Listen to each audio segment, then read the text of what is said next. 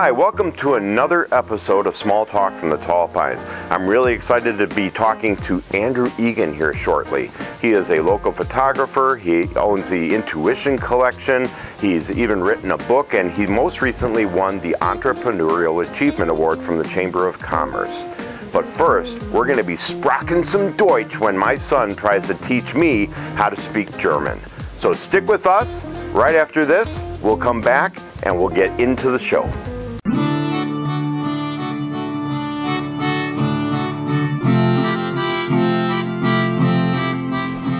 Hi, in this segment, my son Tony Barnett is going to teach me how to speak in German.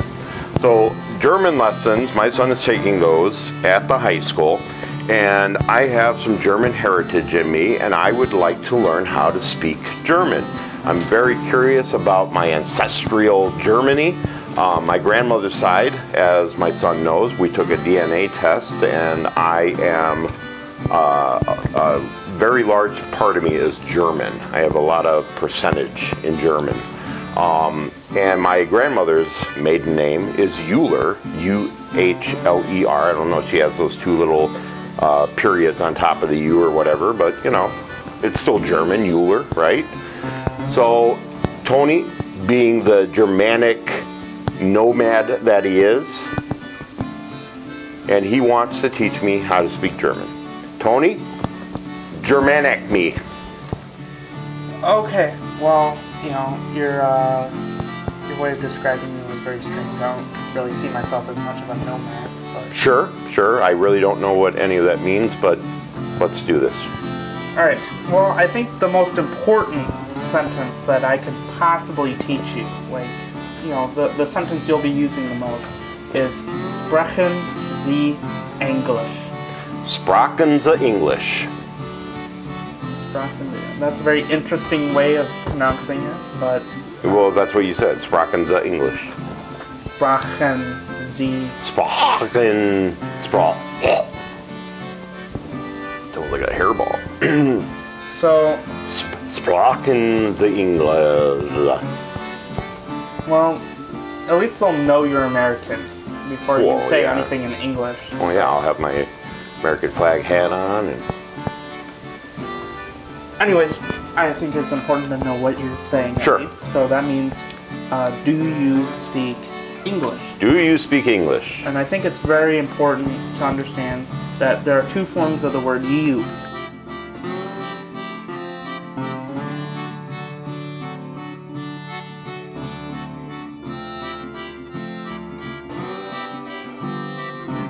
Okay, so what's the next phrase that I'm going to learn? I think another really important one for you is considering your extremely high intelligence. Yes, absolutely. Wo ist mein Hotel? Wo ist mein Hotel? And Wo ist mein Hotel? Wo. Wo. No N. There's no N in there. No, wo. Is wo. Wo. Ist. Mein. Mine. You said there was no N in there. Not in wo. Not in wo. So it's not Von. It's wo. All right. Wo ist mein Hotel. Wo ist mein Hotel? There's no G. Wo meinst Hotel? No, wo ist es mein? Wo ist es mein? Wo, I'm going to get this. Hang on. Wo ist mein Hotel? That was pretty close to being correct. I mean, I think your interesting pronunciation of words might throw people off a little bit, but they'll get the gist. So hopefully. All right. Well, they'll understand hotel. Yeah. Because English is universal in some words, right? Well, hotel's just a stolen word. Oh. Okay. Well, all right. Well, what's the next one? Wo ist das Krankenhaus? Wo ist das Krankenhaus? Do ist was Krankenhaus? Well, you had it right when you said it slow, and then you just immediately... Do ist mein Krankenhaus?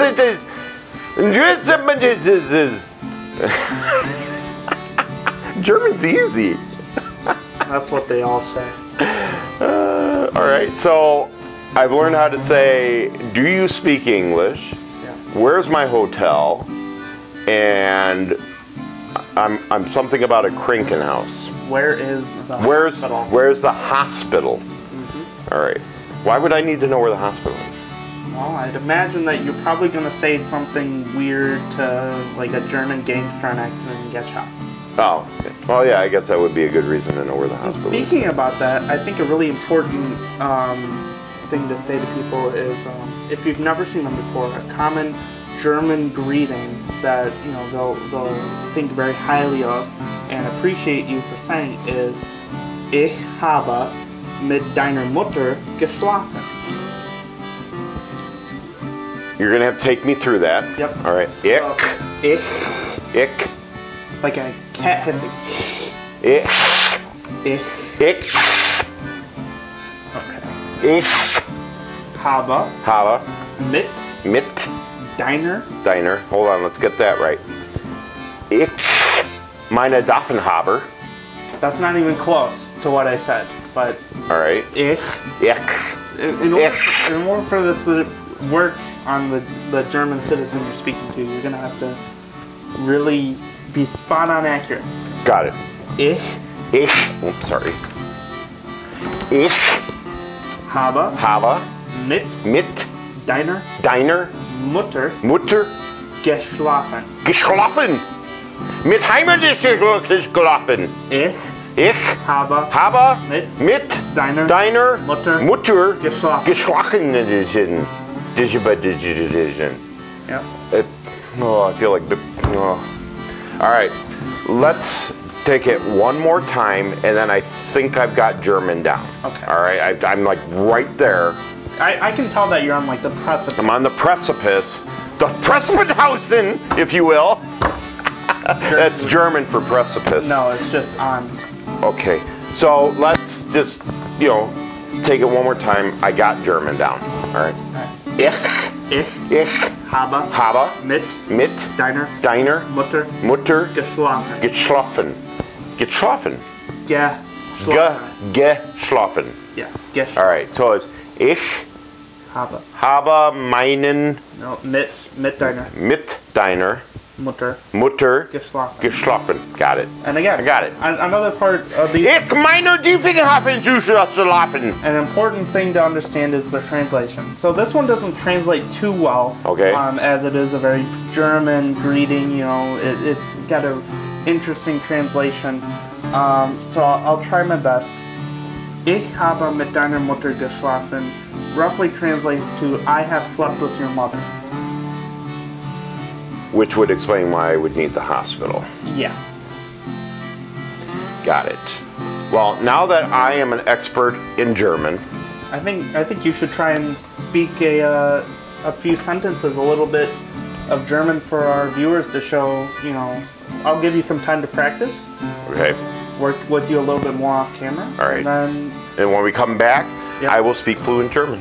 Yeah, exactly. All right. Hopefully. So hang in there, and Tony's going to give me a couple more little minor tweaks and tips. Probably won't take too much, and then I'll come back speaking absolutely perfect German. Yeah. See you guys in a few weeks. Couple minutes. Ich hoffe, das Sketch hat Spaß gemacht. Wir haben eine gute Show für dich, also weiter ansehen. Meine Familie hat mich in einem Krankenhaus gelassen und ich bin sehr verängstigt. Welcome back. So, I have with me the incomparable Andrew Egan. He is a good friend of mine, and he is a wonderful community member who does a lot in the community, and he has a group, the Intuition Collection. Yep. And well, collective. Collective. Yep. Mm-hmm. I always say collection. I mean to say collective. It's kind of hard to say. Yeah. But, yeah. Yeah. What it is really is a great group of artistic and creative personalities that just create and share and kind of inspire one another. Really. Each other. Yeah. And yeah. I think it's a fantastic. I'm part of the group. I love posting when I can, and I think it's just fantastic. But Andrew is also a genius at editing. He's a genius at photography and all of that. Yes, genius. And I think he's just a really interesting guy to talk to. And well, Andrew, why don't you tell us a little bit about what you do over at your shop there? Yeah. So Inspired Digital studios, we do videography, promotional videos, design work, photography, wedding photography, product photography, and then one thing that I discovered when I started that place is there's a bit of a market for older 35mm slides to be digitized. So I've done that a few times, and yeah, just general creative services and things of that nature. That's wonderful. So who do you think your perfect clientele is? Like, who would be seeking out your services? Sure. Well, I work a lot with businesses, making promotional videos for them to put on their social media or wherever else they'd want to share it. That's the main thing. Obviously, I do weddings and things as well. And then, yeah, that's really... Yeah? So anybody looking for help in creating creative content, really. Exactly. Is what I'm getting out of Yes. this. So, yeah. Now, before you were doing that, you were kind of doing your photography, which you still do. Mm-hmm. Yeah, absolutely. Yeah. And I think your photography is beautiful. I love the dark, edgy kind of photography that you do. That's what I'm most drawn to in your work. And why don't you talk a little bit about what inspires you to do photography? Sure. Yeah. Well, initially, when I started doing photography, it was a pretty dark time in my life. I was experiencing like anxiety issues, and at the time I was managing a restaurant full time, and I think what it really was for me was a way to have control over my circumstances, kind of like, and because with a photo, you snap a photo and you know everything about that process you're in control of.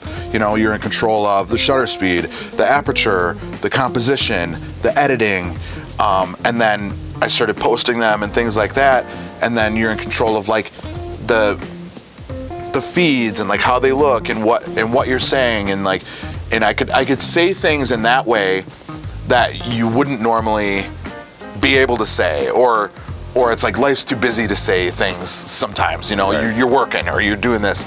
So I think that's what inspired me initially, and it just like took off. And I've always been creative. I just never, it was kind of like sidelined because it was kind of like, well, I have to be an adult now. I have to grow up, you know. And photography, it kind of like,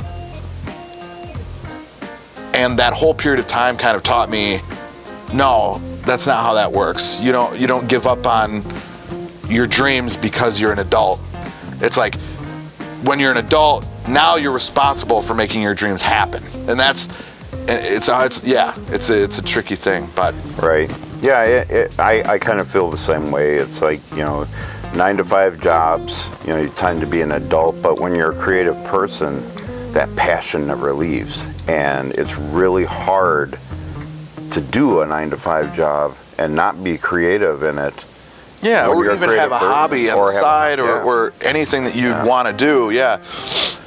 I feel the same way. If I couldn't do what I'm doing now, I would just be probably the most miserable person in the world, because I have to be creative. I have to let it all out and let that piece of me flourish. Yeah, so, and get to be creative with people, with your classes, and kind of showing them, you know, how to do that same thing, you know? Yeah.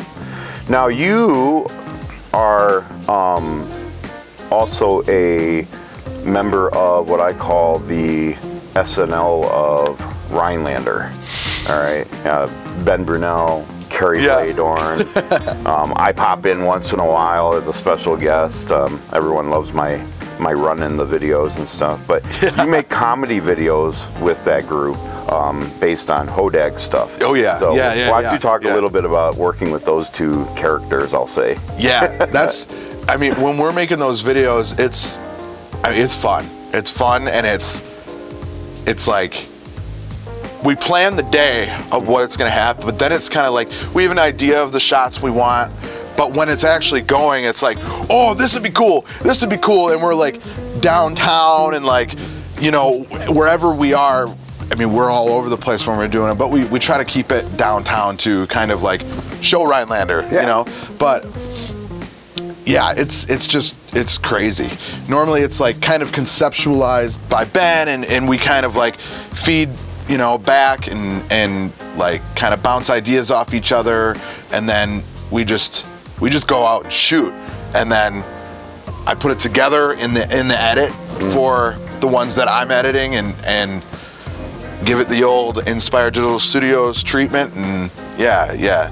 Dagzilla was incredible to film. That is awesome. That's probably my favorite one so far is Dagzilla. It's probably my favorite too. Yeah, just the special effects you guys put in there, and I mean, it just went totally way out. Yeah, and what we actually did for that is, so the scene where the Hodag is walking downtown and it's an aerial perspective. So they put in a new road over on Timber Drive, and I had thought of that because the Hodag is green, so it's very contrasty to the new pavement before they put in the lines. Sure. And so that's what we used as a green screen, is the road. Okay. And then I just took some footage of downtown, and then I chroma keyed them out. And so that's how I got that. It's a, you know, that was a learning experiment for me as well, because I'd never done something like that before, and the angle was really important, of like the angle of where the drone was on both shots had to be similar, you know? Yeah. So, but yeah, so it's really interesting kind of how that worked. Yeah. So you heard it here first. That was a trade secret that Andrew Egan just gave us. So you heard it here first. it like pops up. The more you know. The more you know. That was like the Lion King or something. no, that was NBC or something. It was like, the more you know. But that tone. The tone, like, yes. Well, you know, it's a whole new world. It's Aladdin. Yeah, anyway, it's what you feel in your bones at the time. Yeah. When it comes to Disney songs, and so you know, I'm really enjoying our conversation, and I wanted to start a new trend where, you know, I skim the surface of the person that I'm talking to, and you know, get a feel for who they are, but I really want to be like a Barbara Walters type, where I really like dig into their soul and bring out their most inner you know, thoughts and who they really are.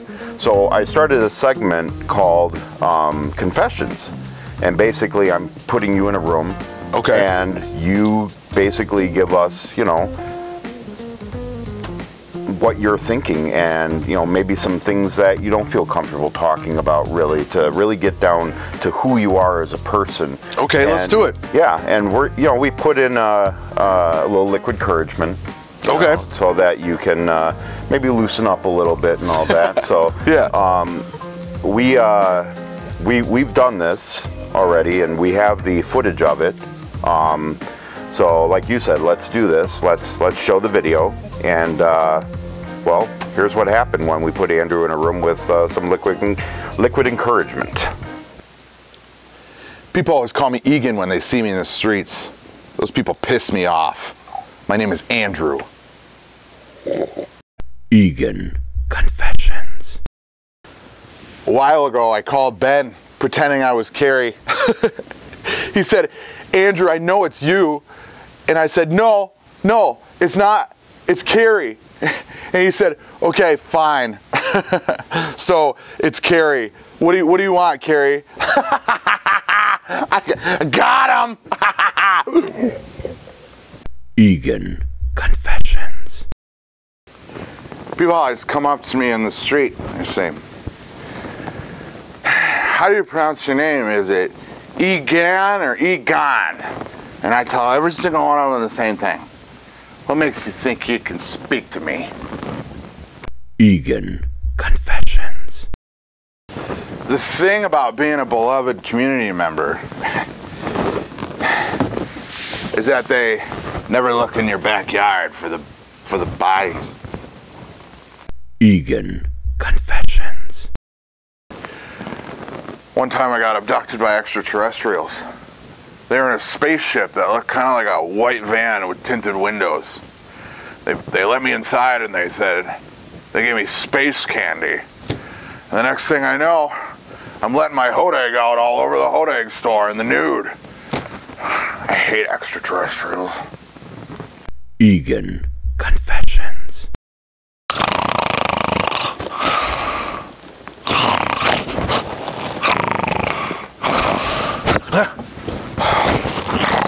Egan Confessions. Yeah. So that happened. Little too much liquid encouragement, I think. Some things that maybe we shouldn't have known about. But What was the next question? yeah, let's go into the next question and just let's forget that happened. So you write poetry. Poetry is one of your favorite things to do. You were telling me earlier that you have a book that's going to be coming out. I do. Filled with your poetry. I do. And pictures. And why don't you talk a little bit about that and let us know what we can expect from the book? Like what's the title? What's in it? Yeah. So it's called The Abandoned Book, Thoughts in Decay. And it's a collection that I've acquired over the past 3 years of abandoned photography and poetry, and kind of like with each photo I kind of like go in and explain, kind of set the tone, you know, like you're always like, you have like an almost like a subconscious like flow of thoughts and feelings and emotions, and I kind of wanted to capture that, like mine, for each place I went to and like what was going on that day, and then paired with the poetry and the photography. Yeah. So yeah, and I you showed me some pages from it, and the photography is exactly what I was telling you earlier. That it's a lot of it is that dark kind of gritty kind of atmosphere, and I find a fascination in those places. I tend to, because you're always looking for certain things in there and all that. Have you ever done one of those and actually caught a ghost? No, I haven't. I haven't. That's interesting. I have stayed overnight in places on ghost hunts. Oh, okay. And also did a ghost hunt at my studio with EVP. Oh, yeah. Stevie and Tabby. Yeah, and talked to a ghost with the dowsing rods. That was crazy. But no, I also, mainly because for photography you need light, so I always go in the day. But sometimes it's spooky, yeah. I've never seen a ghost. Yeah, I'd like to say that ghosts don't know when it's daytime or nighttime. You know what I mean? Well, that's a good point. point. If they're there, they're there. Right. Yeah, that's a good point. But capturing them is easier at night because you can use your infrared and all that at night. Right. Yeah. So maybe I should go through my photos and look. Yeah. And see, maybe I've captured one already. Yeah, there could be something peeking out from a corner somewhere. And check in the book. Maybe there's one in the book. Yeah. Because I wasn't looking for ghosts, so might have to do that. Yeah. And then we'll point it out if we find one. So that'd be really cool. So you have an excerpt from your book that I would like you to read. I do. So why don't you pull up a poem, and I would love to hear a poem, kind of give people a sample of what they can expect for when this book comes out. And obviously we're going to be putting up in post the picture that goes along with this poem. And so why don't you give it a read, and for everybody's listening enjoyment, you can find this kind of poetry in Andrew's book. Sure. Hanging on to hope, the fraying cords that scar the palms. We're all dragging something, thinking it should come along.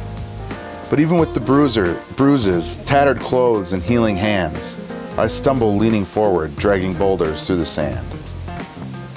So that's about like carrying things with you through life, like no matter what it would be, hardships, things like that, like knowing that you can overcome it, but you're still holding on to something that maybe you should work through, and I saw that in myself during that period of time when I wrote that, and I just, I thought, if I can, when I wrote that, I didn't think about this, but after the fact, if I can show somebody that they're not alone in that same process, that would be nice to do. I think that's awesome. That was beautifully written. And not so beautifully read, but oh, that's okay. Some people, can't really, on the spot kind of thing, and I kind of put you on the spot with that. But I appreciate you reading it. Yeah. I just want people to hear what they can find in the book, and obviously with the picture and all that. Sure. That marries the words with the picture, and I think it's a beautiful concept for a book. When can people pick it up, and where can they find it? Sure. I don't have a date yet, but, and this is exclusive news, just for Small Talk in the Pines. Yeah, boy. Probably late February. Okay. All right. Yeah, I wanted to shoot for Valentine's Day, but that's pretty quick. That's coming up. So probably middle to late February is when it'll be available. Have you talked about doing a book signing at the library? I haven't yet. I've got a few ideas. I was just kind of floating them around in my head, but I do want to do something like that. Yeah. For the day. So yeah, you'll have to stay posted to my socials. Awesome. To find that out whenever. That'd be awesome. And then you can let me know, and I'll share it on this page, and cool. Get the word out. So more than happy to help with that. Now, I know that you're a man of many talents: photography, poem writing, obviously digital editing, and all that good stuff. But I didn't know you were also a musician. So I have seen on your girlfriend Amanda Anderson's page, you frequently like to belt out a number on her piano and really I do. Kind of let it go. I think it's fantastic. So I mean, is there a music career in your future? When I was little, that's what I wanted to be. Yeah. And I did actually have a produced rap album with my friend when I was like 18 or 19. Oh, very cool. Yeah. But the videos I've seen of you on Amanda's keyboard is more like stadium rock anthem stuff. I like to because we feed off each other's energy, and I'm not just like, I don't know, I like to belt. I have a stage fright, Tom. Yeah, really? Yeah. Oh. Yeah. I'm trying to break it. I'm trying to. Yeah. I actually read one of my poems at In Progress. Oh, okay. And I was sweating. Oh, wow. Okay. Yeah. It's people are always kind of surprised when I say that, because I'm usually so like. Yeah. But that's because I know you is the thing, Yeah. And there's no people here. Right. Hello, person. But there's no people in this room except for me, you, and Da Vinci. So I can be like more laid back, but get me up in front of people and I'm, so that's something I'm trying to work on actually. Interesting. So I don't know, maybe maybe there is a music career. Yeah. I don't know really how to play any instruments though. So it's could have fooled me. Really? Oh, yes. No. No, I know. A lot of people assume that I'm this really reserved and shy guy. That I have a lot of trouble speaking in front of people and going up to people and saying hello and all that. And it's one of those things where I tell people that, and they call me out on my BS right then and there. And I really have never had a problem going up to people saying hi. And I could see how someone might think that upon first meeting you, though. Sure. Because you are kind of like reserved. Yeah. You leave the other person a lot of space, which is kind of nice. I like to do that because when you do get to know me, my personality is kind of really wild and free, as you can tell from the skits that me and my son put together and all that kind of stuff. And I tend to be that way so I don't scare them off right away. Oh, so they get to know me a bit. So you lure them in. Yes. And then you're like, see, I'm really crazy, But they've already bonded. That's right, they've already bonded, and they can't escape my my gravitational pull, see. And that's fly trap. I like to be reserved at first until someone really gets to know me, and I let them see the wild side. So I like to have fun though, So you gotta, you have to, 100%. So what does the future look like for Mr. Andrew Egan? That's a big question, man. It is. Yeah. I'm growing Inspired Digital Studios, and I'm working on some things. I want to make Rhinelander a place where you can make a living being creative, and it is a place where you can do that. You do it. I've done it. However, as we both know, there are barriers to entry into that. Yeah. And so that's why with the Intuition Collective and things like that, so nothing that I can really talk about right now, but I have some plans to kind of make things a little... You got some irons in the fire. Yeah, a little bit. And then, I mean, business is going great. I've got a bunch of projects that I'm working on. And yeah, I'm just growing personally and business-wise, and just getting better and better at my craft as much as possible. So that's really what I've been doing. In the short-term future, actually, if we can, there's a photo explorer that's going to take place. That's an Intuition Collective event. We did one last fall. It was downtown. This one will also be downtown. But it's the Winter Photo Explorer. So we'll meet at my studio, and then we'll just go around and take interesting photos, downtown Rhinelander, hang out, and then we all post them to the group and check out what everybody did with different edits. And so you might take the same photo, you know, two people might take the same photo, but one person will edit this way, one person will edit this way.